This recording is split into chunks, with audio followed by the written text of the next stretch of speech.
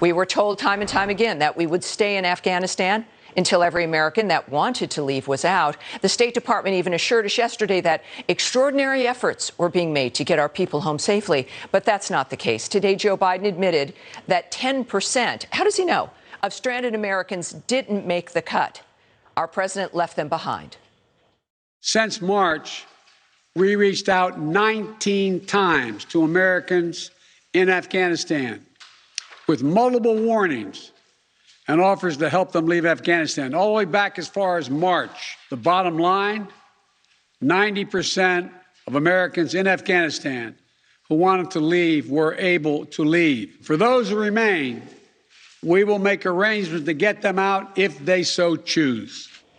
Remarkable. Blaming now the hostages. Our military is gone, so how are we going to get these people out safely? Well, Joe Biden wants to give diplomacy a try and see what happens. Now, obviously, we've got a problem there. But joining me now is someone leading his own effort, as many heroes are, to get these Americans home. Filmmaker and congressional candidate in Tennessee, Starbuck. Many of you know him. Got a great social media presence.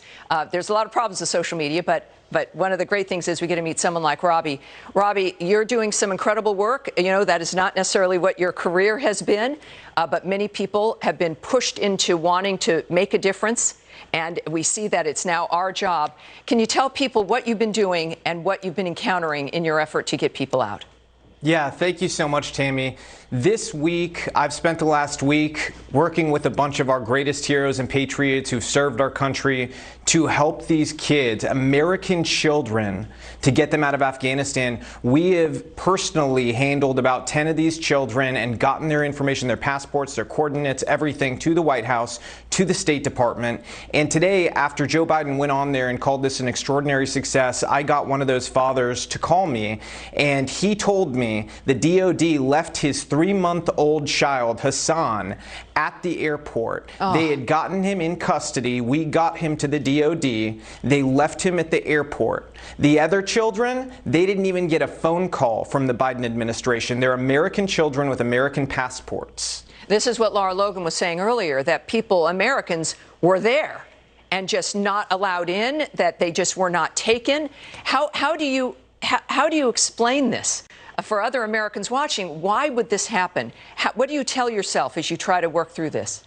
You know what's the scariest is that there's really not that many options. It's a matter of either the highest levels of government are infected with raw stupidity, or a lot of this was intentional, because in many of these cases, we had these brave troops. Some of them, you know, one of the guys I worked with to handle these kids, T, we were in contact with people at the highest levels and were told one thing, and then the gates were shut and Americans were locked out.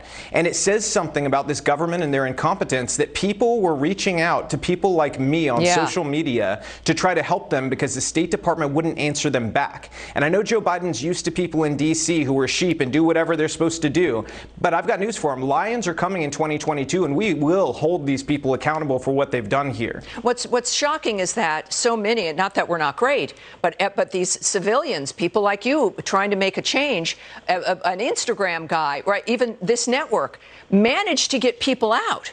That there's ways to connect with people, and yet our own government is behaving as though this is just impossible, or is blaming the people that they say are just not cooperating. None of that makes any sense.